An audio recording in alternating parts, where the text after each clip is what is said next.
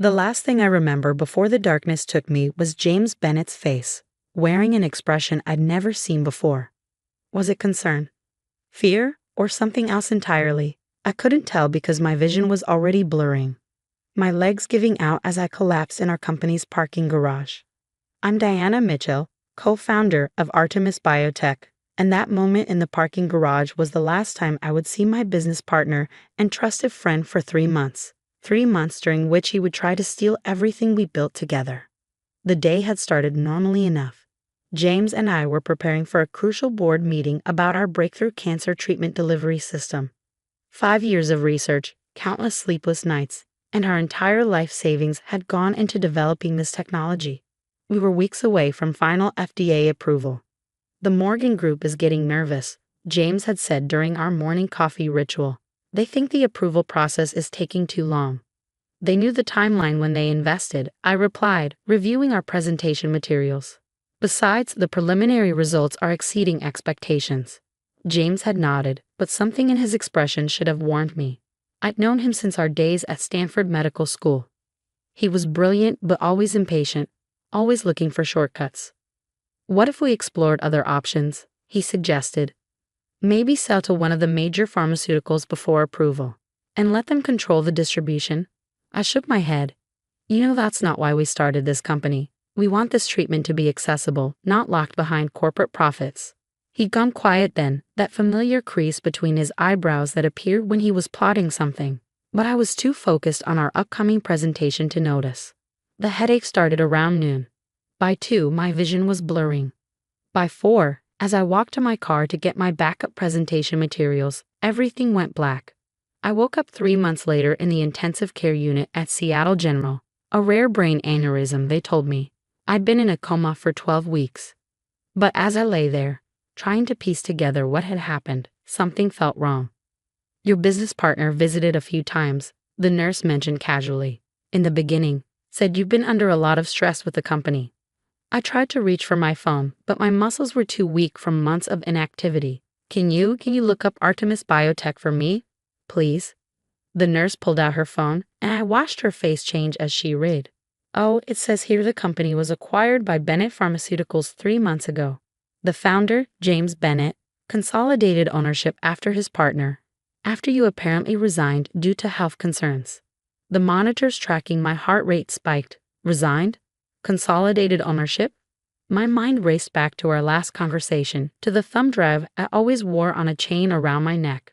The one that contained recordings of all our major meetings, a habit I developed after losing crucial notes years ago. My necklace, I croaked. From my personal effects. Please. The nurse found it in the hospital safe, along with my other belongings. With shaking hands, I clutched the small drive. James didn't know about this. He couldn't know that I recorded everything, including our last conversation of selling the company. But I was too weak to do anything about it yet. The doctors said I needed at least 2 more weeks of recovery before they'd release me. 2 weeks during which I had to pretend to be more incapacitated than I was, because I knew James would be watching. I was right. He visited the next day, all concerned smiles and gentle condolences. Diana, thank God you're awake, he said, sitting beside my bed. We were all so worried. I feigned greater weakness than I felt, keeping my eyes half closed. The company, what happened? Don't worry about that now, he soothed.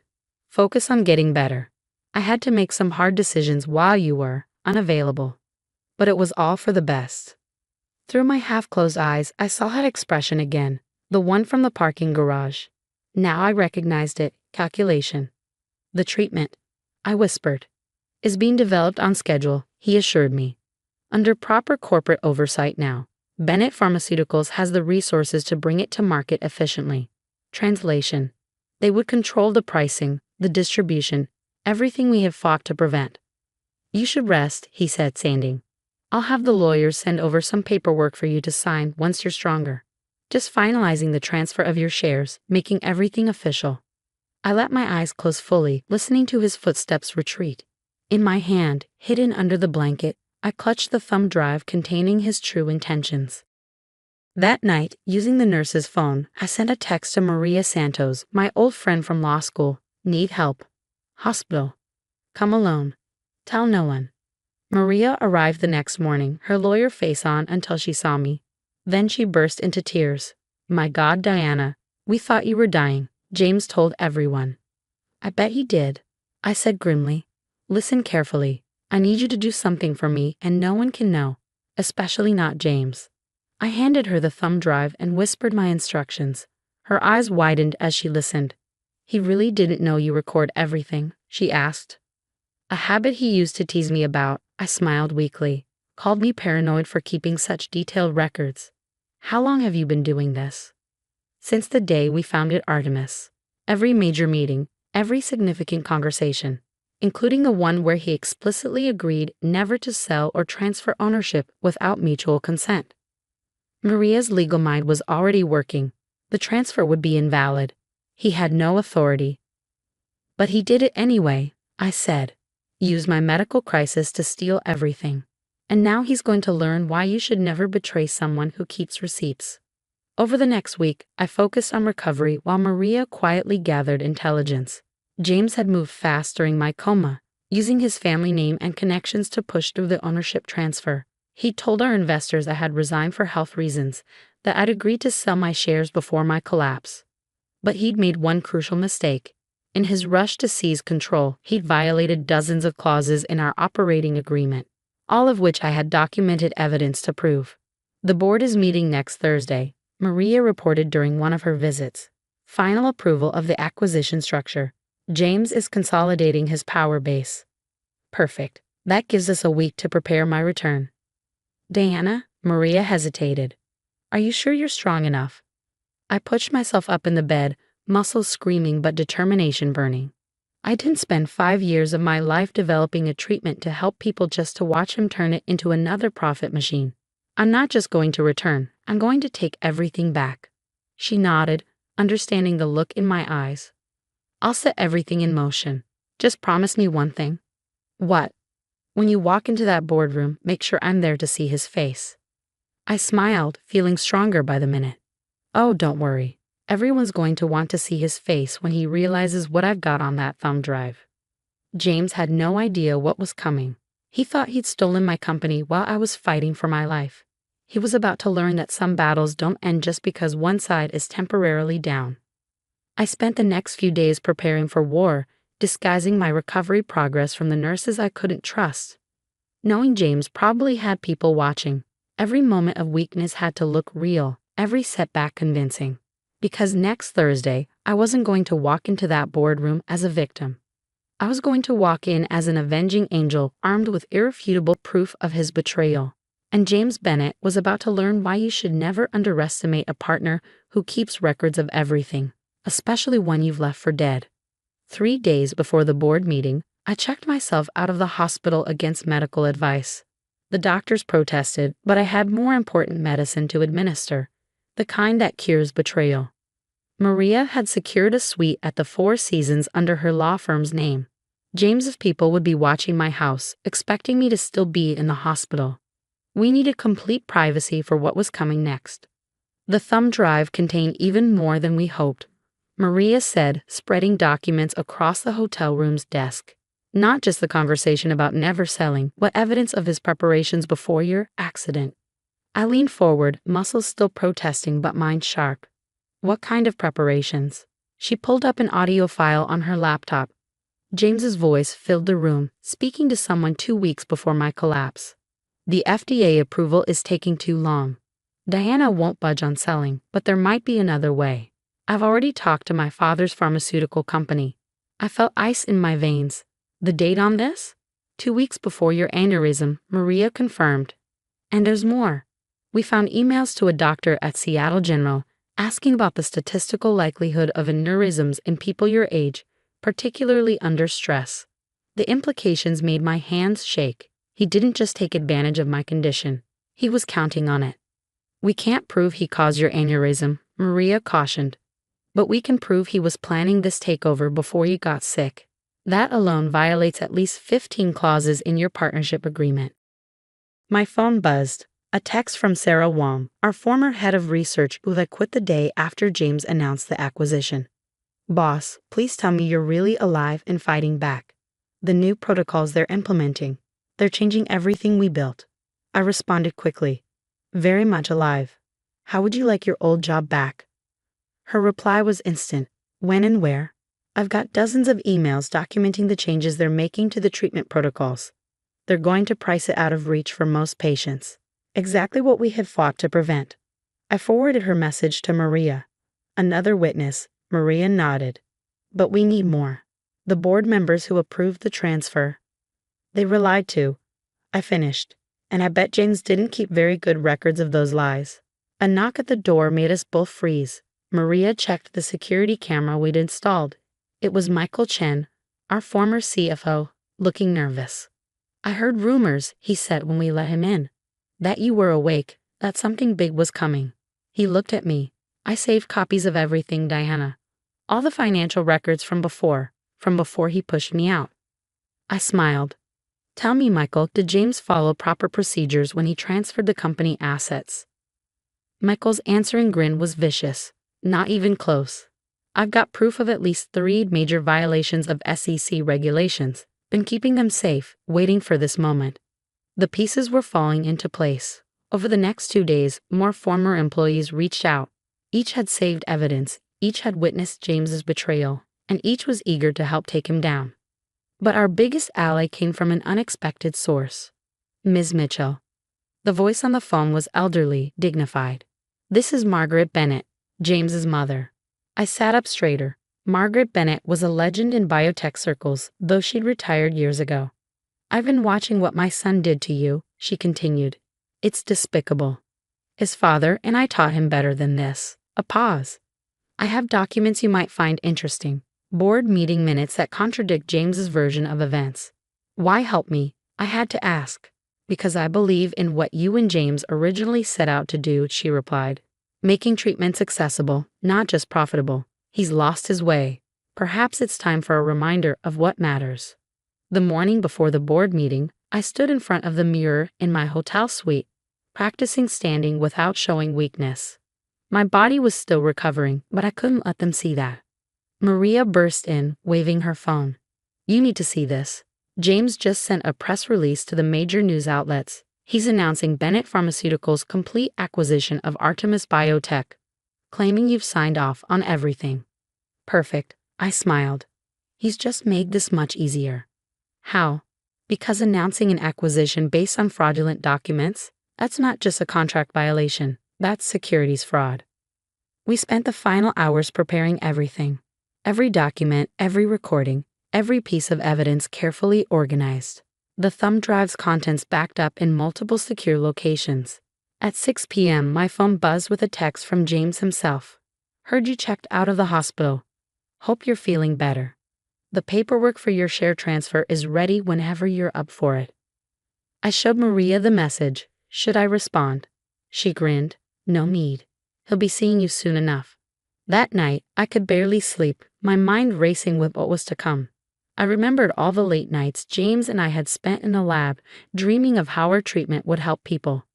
How had he gone from that idealistic researcher to someone who would betray everything we built?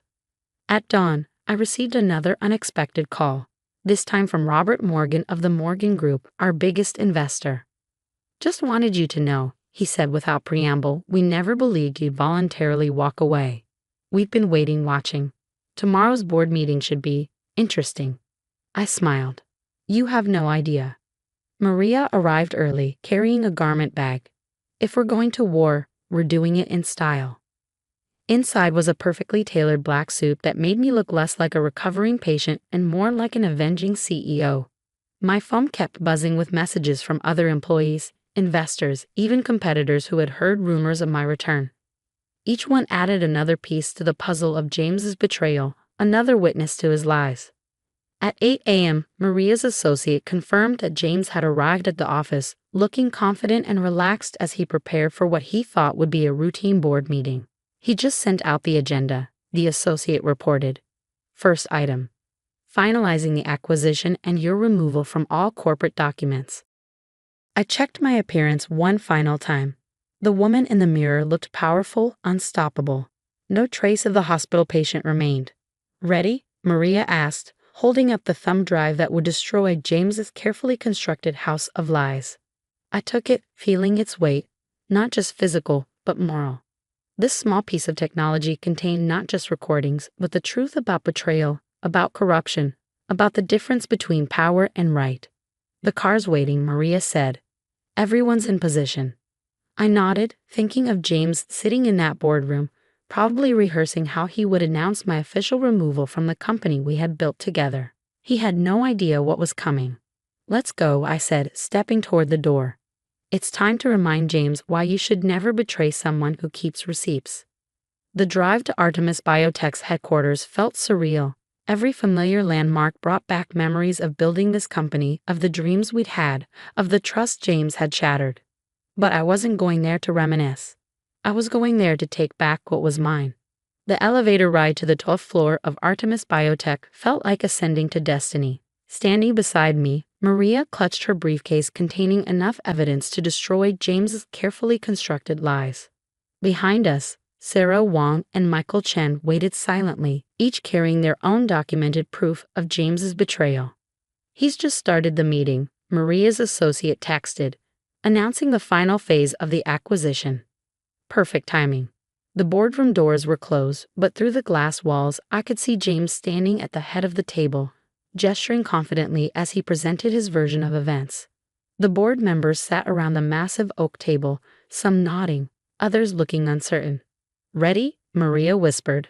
I straightened my jacket, feeling the thumb drive hanging from its chain around my neck. "Oh yes." I pushed open the doors. The reaction was immediate. James's voice cut off mid-sentence. His face, previously animated with fake sincerity, froze in an expression I'll never forget. Pure, unadulterated shock melting into fear. "Deanna," he stammered, "you're supposed to be in a coma? Dead, or just conveniently absent while you steal my company?" My voice carried clearly across the suddenly silent room.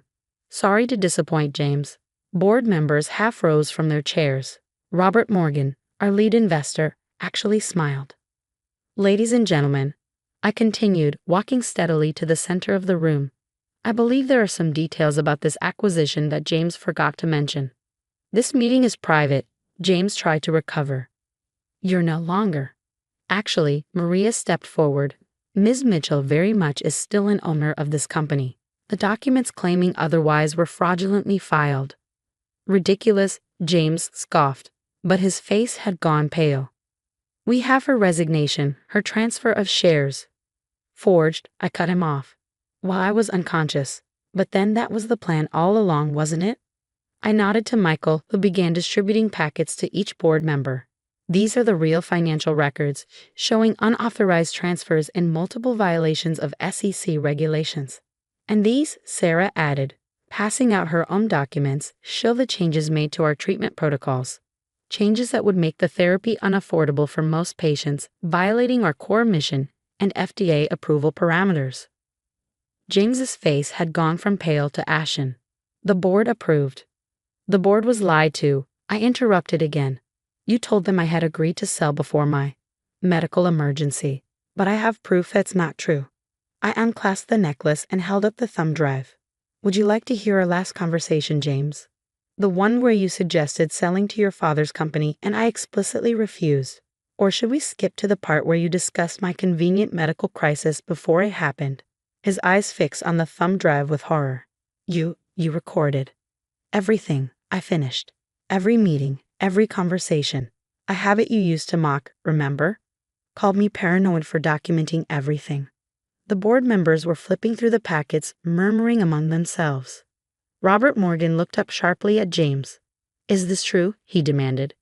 "Did you orchestrate this takeover knowing Ms. Mitchell had refused?" I was protecting the company's interests," James tried.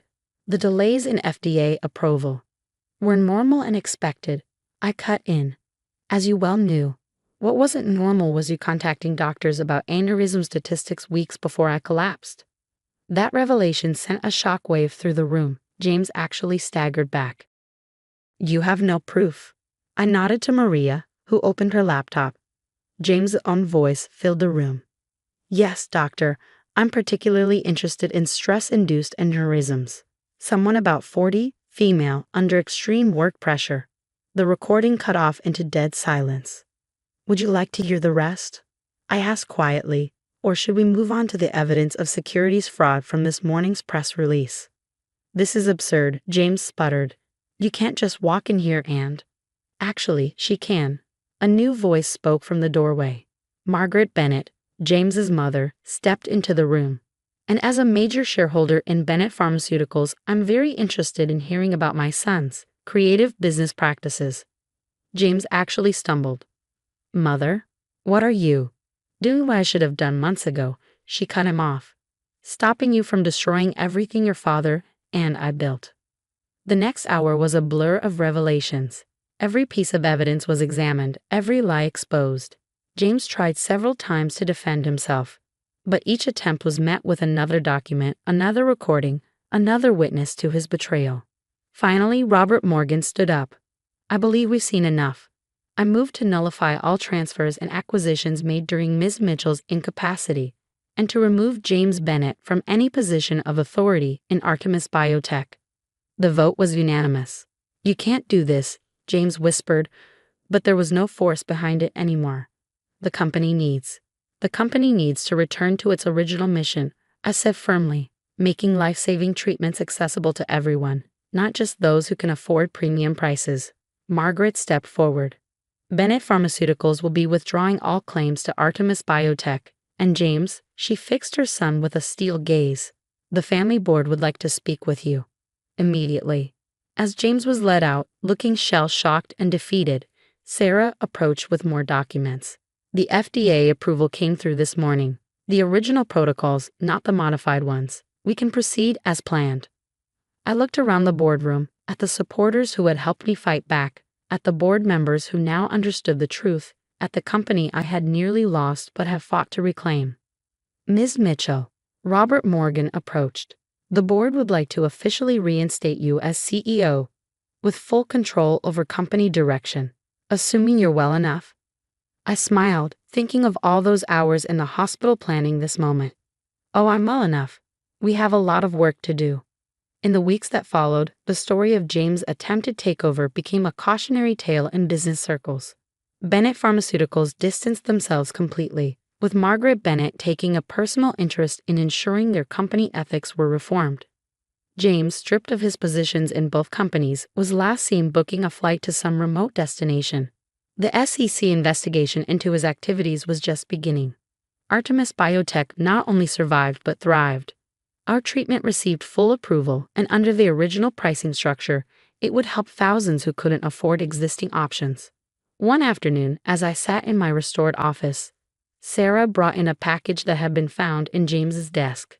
Inside was my original badge, the one declaring me co-founder and CEO. You know what the irony is? She said as I pinned it back on. If he had just waited, if he had stuck to our mission instead of getting greedy, he would have been part of something amazing. Sometimes people can't see past their own ambition, I replied. But that's why we keep records, to remind everyone of the truth. I touched the thumb drive, now mounted in a frame on my wall alongside a news article about our FDA approval. It served as a reminder that sometimes the best defense isn't just being right, it's being able to prove it. Maria stopped by later with a final report. All legal challenges had been dismissed, our patents were secure, and James' attempts to claim any ownership had been permanently blocked. Want to know the best part? She grinned. Every time he tries to start a new venture, potential investors find the records of what he did here. Turns out, trying to steal a company from your partner while she's in a coma is bad for your business reputation. I looked out my office window at the Seattle skyline, thinking of all the patients who would now have access to our treatment.